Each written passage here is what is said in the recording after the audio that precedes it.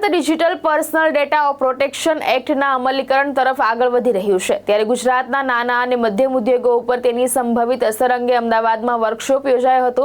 નિષ્ણાંતોએ ડીપીડીપી કાયદાનું પાલન ટૂંક સમયમાં બિઝનેસની મહત્વપૂર્ણ જરૂરિયાત બની શકે તેમ જણાવ્યું હતું।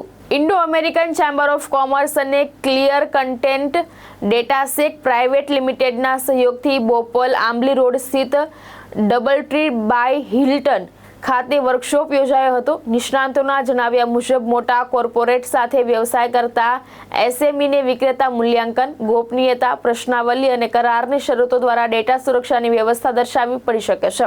ક્લિયર કન્સેન્ટના સ્થાપક અને સીઈઓ જાસ્મીન અમીને બિઝનેસ સંચાલકોને સરકારી સૂચનાની રાહ જોયા વિના વ્યક્તિગત ડેટાના સંગ્રહ, ઉપયોગ અને સુરક્ષા અંગે તૈયારી શરૂ કરવા જણાવ્યું હતું।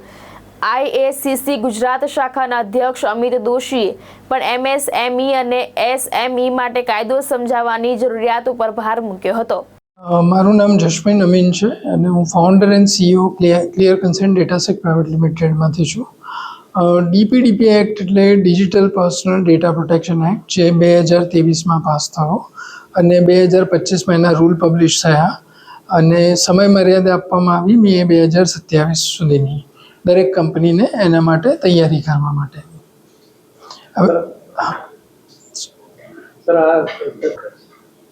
સો આ એક્ટ મે 2027થી પેનલ્ટી એન્ફોર્સ થશે।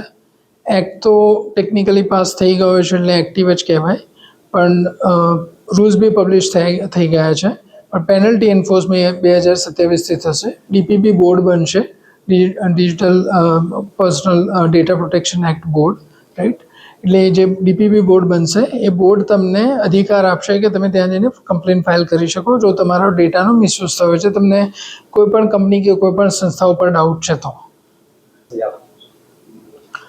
તમારે તમારો ડેટા સેફ માટે તો એટલે પહેલું તો ડીપીડીપીએ તમને ઘણા બધા અધિકાર આપે છે કે તમે તમારો એક તો રાઇટ ટુ વિથડ્રો, એટલે તમે કોઈને બી ડેટા આપતા પહેલાં તમે જુઓ કે ભાઈ તમને નોટિસ બતાવે જેમાં લખ્યું હોય કે ભાઈ ડેટા કેમ લે છે, શું ક્યાં વાપરશે, એનો પર્પઝ શું છે અને કેટલો ટાઈમ એની પાસે રાખશે।